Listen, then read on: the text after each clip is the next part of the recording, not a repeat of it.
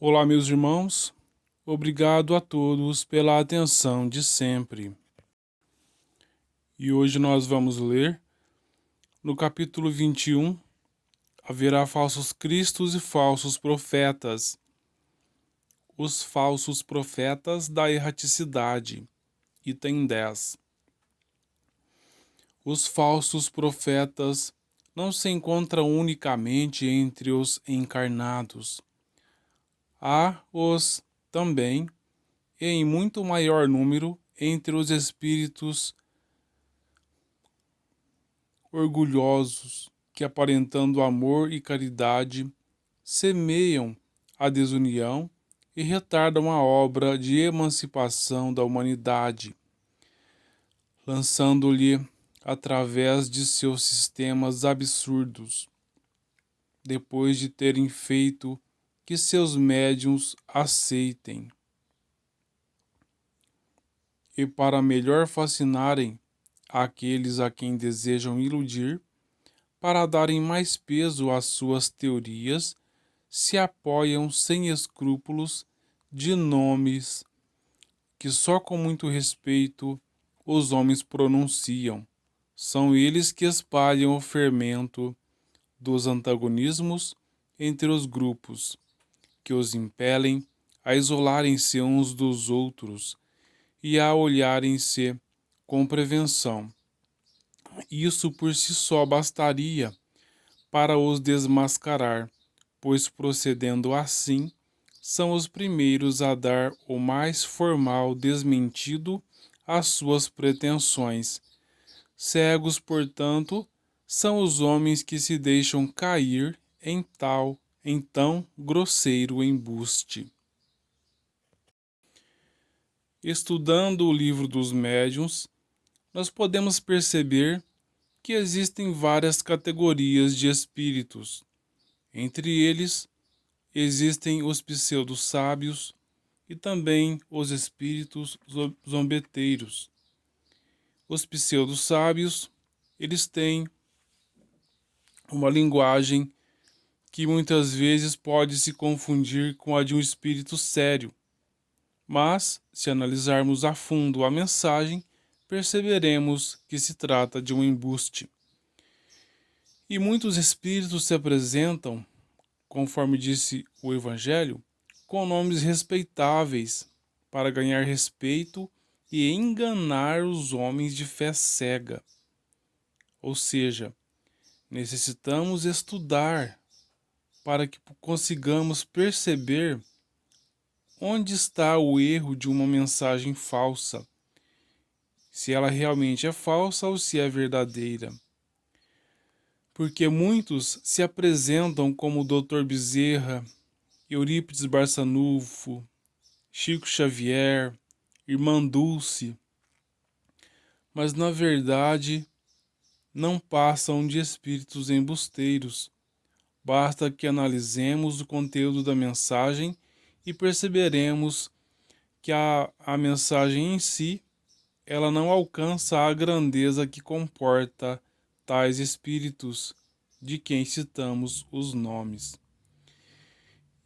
E, quando nós não estudamos, muitas vezes, em respeito ao nome, nós não analisamos o contexto da mensagem, aceitando o joio por trigo, ou seja, aceitando o grão que não faz a menor diferença, né? Aceitando ele como se ele fosse algo que iria nos nutrir a alma, mas quando analisamos o conteúdo, aquilo não nos preenche. Isso muitas vezes acontece com médiuns sem muito comprometimento com a moralidade. Vacilam e abrem as portas para os espíritos enganadores. E o Evangelho ainda nos citou um caso de fascinação, quando alguém tenta chamar a atenção do médium para o conteúdo daquela mensagem não estar de acordo com o nome que foi assinado, muitas vezes o médium ele até se irrita e se afasta daqueles que poderiam o alertar. E devemos analisar as comunicações que recebemos, e, em se tratando de um nome respeitável, descartar quando verificarmos qualquer impureza moral na mensagem. E na Terra, estando nós encarnados, somos espíritos imperfeitos, não é verdade? E não é porque desencarnamos que subitamente vamos nos tornar perfeitos, de maneira nenhuma. A natureza não dá saltos e a morte não faz milagres. E em desencarnando, continuamos a ser quem somos.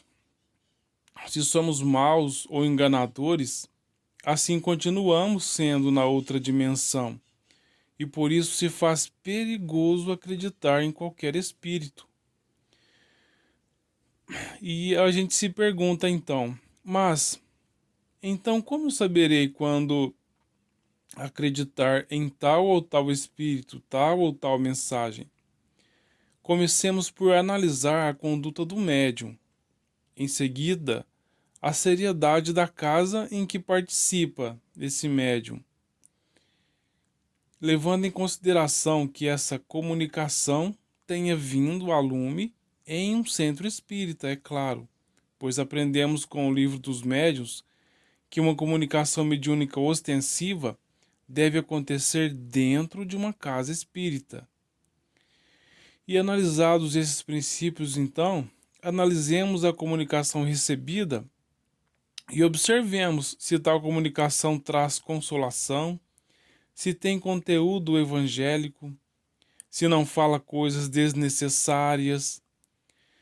Já vimos páginas alarmantes que espalham pânico e medo serem publicadas até mesmo no Facebook e trazerem nomes respeitáveis entre os espíritos, como assinatura. É talvez por prever tudo isso que Allan Kardec disse: amai-vos e instruí-vos, ou seja, se nós estudarmos o livro dos médiuns, mas eu digo estudarmos, não somente fazer uma leitura rápida, não. Se estudarmos o livro dos médiuns, nós conheceremos os meios de nós constatarmos a veracidade ou não de uma mensagem mediúnica. Portanto, tenhamos a humildade suficiente de buscarmos nos instruir, como sendo uma caridade que nós fazemos à doutrina, e também não espalhar conteúdo duvidoso. Então é por isso que Jesus nos fala que haverá falsos cristos e falsos profetas. Ou seja, quando alguém coloca o nome de Dr. Bezerra de Menezes ou Eurípides Barçanufo em uma página duvidosa, ele está sendo um falso profeta, um falso Cristo. Por que falso Cristo? Porque ele está representando falsamente o corpo de doutrina de Jesus. Então, que nós estudemos o livro dos médiuns, façamos esse esforço de estudarmos, é necessário. Porque senão, cedo ou tarde, nós poderemos cair em uma fascinação. Muita paz a todos.